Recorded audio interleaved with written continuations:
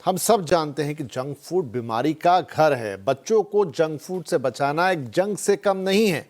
ऐसे में अगर स्कूल की कैंटीन से कोल्ड ड्रिंक, चिप्स, चॉकलेट्स जैसे जंक फूड जो कि खुलेआम बिकते हैं तो ये चिंता की तो बात है। महाराष्ट्र एफडीए ने अब इस पर नकेल कस दी है। कानून पहले से मौजूद है और कानून पूरे देश के लिए एक ही है।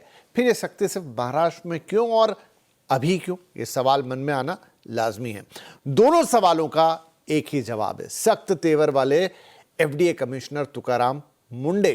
कल का कार्यक्रम भी आपको याद होगा, जहां पर हमने एफडीए की जो कार्रवाई हो रही है थ्रू आउट इंडिया वैसे तो, लेकिन उसमें महाराष्ट्र सबसे आगे दिखाई दिया, जहां पर ऑलमोस्ट 100 साल पुराने जो जाइंट्स हैं या जो बहुत सेलिब्रेटेड रेस्टोरेंट हैं, आइसक्रीम पार्लर्स हैं, उन पर रेड और उनके लाइसेंस रद्द, बिकॉज हाइजीन का मामला ख़राब था, पुराने इंग्रेडिएंट यूज़ हो रहे थे और तमाम चीज़ें।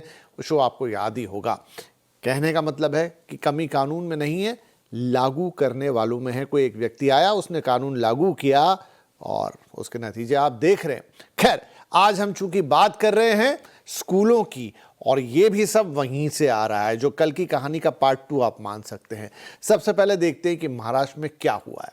यहां एफडीए कमिश्नर ने एक प्रेस कॉन्फ्रेंस करके ऐलान किया कि सभी स्कूलों में जंक फूड जैसे कि चॉकलेट, चिप्स, कोल्ड ड्रिंक्स की बिक्री बंद की जाए। ऐसी चीजें जिनमें सैचुरेटेड फैट हो, ट्रांस फैट हो, एडिड शुगर हो या सोडियम की ज्यादा मात्रा हो, स्कूल में, स्कूल कैंपस के 50 मीटर के दायरे में नहीं बिकनी चाहिए। यह आदेश सभी food business operators, canteen, mid day meal, hostel, kitchen और स्कूल के आसपास की दुकानों, ठेले, खोमचों सब पर लागू होगा। तत्काल प्रभाव से लागू होगा, क्योंकि जैसा मैंने कहा, कानून तो पहले से मौजूद है ही।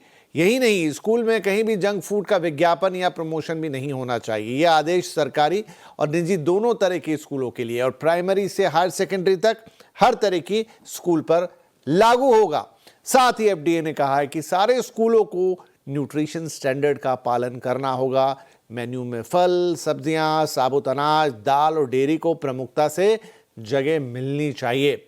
महाराष्ट्र एफडीए ने कोई नया नियम नहीं बनाया है, बल्कि food safety and standard act के तहत आदेशों को जारी किया गया है और फसाई के स्कूलों में से फूड और बैलेंस डाइट नियमों को लागू करने के लिए कहा है।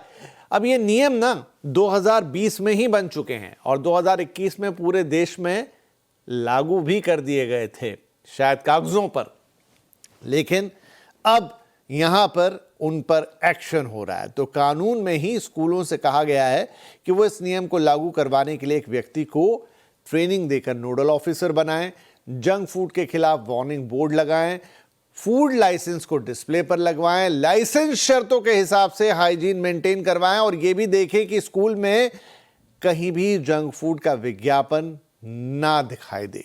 कानून में शिक्षा विभाग से यह उम्मीद की गई है कि वो स्कूल में मिड डे मील, पीएम पोषण जैसी योजनाओं के तहत खाना मुहैया कराने वाले वेंडर्स का लाइसेंस चेक करे, स्कूल इंस्पेक्शन के दौरान और एक्रीडिएशन देते वक्त फूड सेफ्टी कंप्लायंसेस भी देखे जाएं और चेक किए जाएं।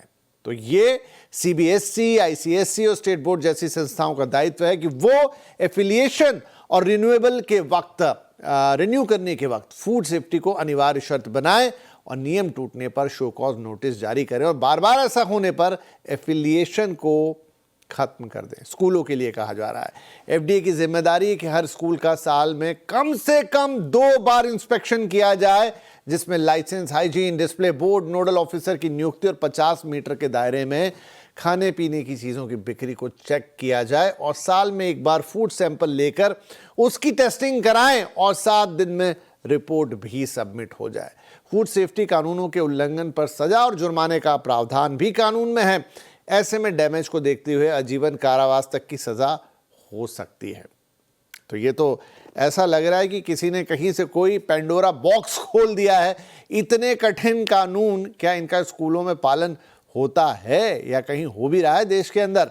खैर, चर्चा करते हैं इस पर। और अभी तो ये आदेश आ गया है, लेकिन क्या आदेश आ जाना काफी है? हजारों लाखों स्कूल इस देश में, हालांकि महाराष्ट्र में एक्शन हो रहा है, लेकिन कैसे उसकी चेकिंग होगी, कैसे सब कुछ होगा? वेल